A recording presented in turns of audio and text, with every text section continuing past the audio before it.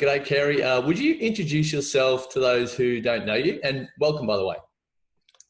Hi, thank you for having me. My name is Kerry Dawson. I am a UX UI designer as a profession. I kind of design interfaces, but I also look at it very much from the user's point of view, also making sure that we're designing something that is user-friendly. Why does one person choose one over the other? And that's probably the UX part of what I try to understand. So there's a lot of research and also a very creative side to what I do. That's helpful, Kerry. Thanks so much. I didn't know what UX meant. And okay, so it's kind of connecting with people, right? Customers, the customer experience. That's so important. You're Sydney based? Yep. Awesome. And like me, you're a dyslexic man, right?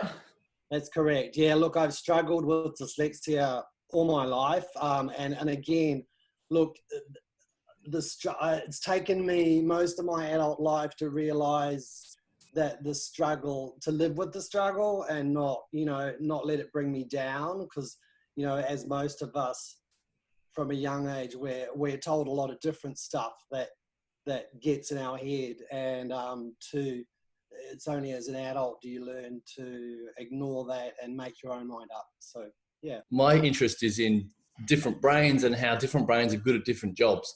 So your brain, how come people employed you in your job to do what you do? What are you good at? Okay, well, I probably came, before I was doing UX, I came from a very strong design background. So I always did really well. Like, I was top at art in my school. I struggled in English and maths. So of course, I gravitated to what I was good at because I was getting, I was reaffirming that. So I went into, I kind of went to design school many years ago and kind of became a graphic artist for many years. And then kind of, I decided that the limitations of graphics was not what I was happy with. So I moved into UX, and it's really made me realize that, and I think I've heard you call it the superpowers. It's almost found its home, if that makes sense. It's to be able to see something from a different point of view, and what I do is kind of paramount because I'm often, and we often talk about it in my industry as having a good sense of empathy.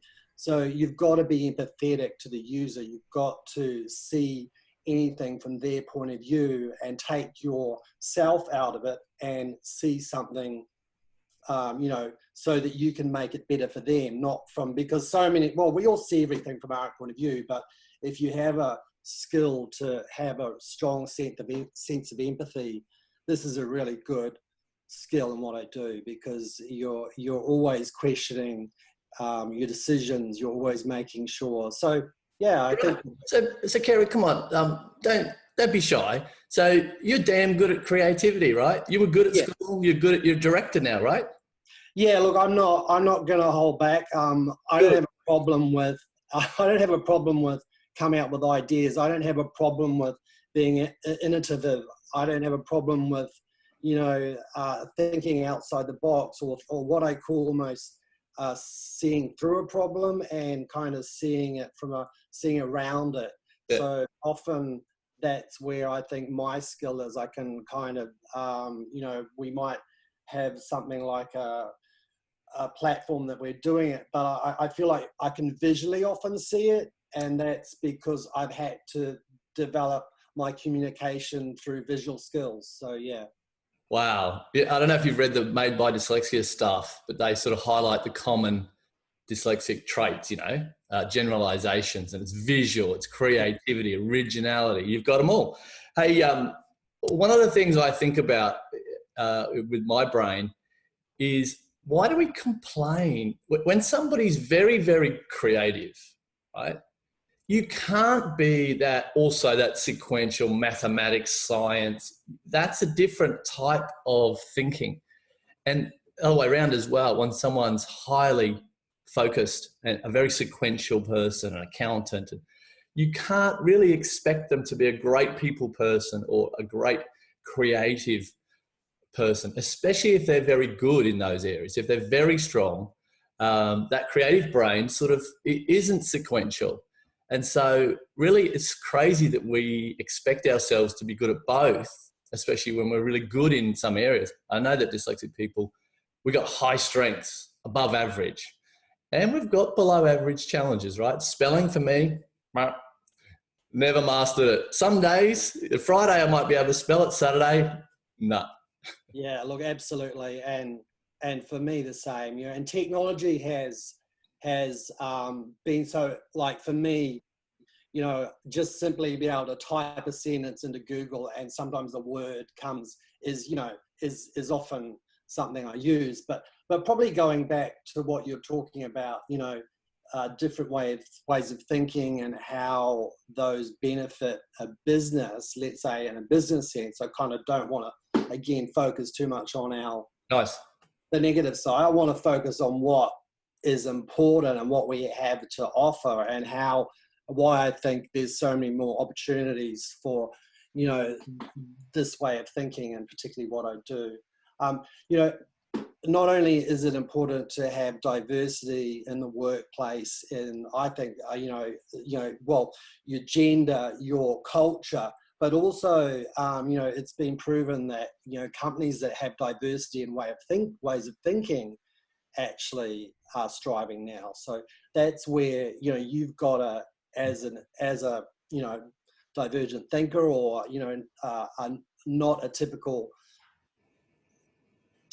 you know, well, is it, yeah, what is typical too, I suppose. I don't want to get stuck in that too, but you know, how, you know, this way of thinking is really important, and what they're calling the next, you know, industrial revolution, which is tech. So. Amazing. And I'm really interested in the technology space, and where some different thinking is being used. I've come across recently the spy agencies in the UK, GCHQ, hiring cybersecurity staff targeting dyslexic people, and it's actually the analytical ability. Now that's actually one of my strengths, and it's being able to analyze but also be creative with understanding what someone's trying to do with security and technology. So where do you think the analyzers and the creatives fit in technology? What sorts of roles in your experience? Well, I find it's important because, you know, often you get a perspective from, you know, and this has probably happened from the development of the internet right back to the 90s. So you would get, you know, often the person developing the interface designing it. So this is where a more diverse range of way of thinking and different perspectives is aiding these kinds of innovations, if that makes sense. Does that make sense? Yeah. The developing is the creative part. Yeah, but often, look, I'm not going to try and pigeonhole, because there's all types of developers, but I think traditionally what has happened is that there has been a certain one point of view from the early development of, you know, interfaces and the internet and all that kind of thing. And now what we're seeing is that with the, you know, the popularity of UX and UX designers and that kind of, that profession coming quite apparent, and has been, and, you know, a lot of the really successful, well-known interfaces like your Ubers and your Airbnbs have really huge teams that focus on this. Like, why is the user using this more? What is their emotion behind it? So it's a lot of, it's like well, it is the kind of soft skills, you know, it's the soft skills that I think that a lot of myself particularly, I have to develop, because I have to, you know, be getting around the traditional type of communicating. I have to develop other skills to kind of come at it. So I learn creative and adaptable ways to move around things. Does that make sense? It does. It does. It's interesting.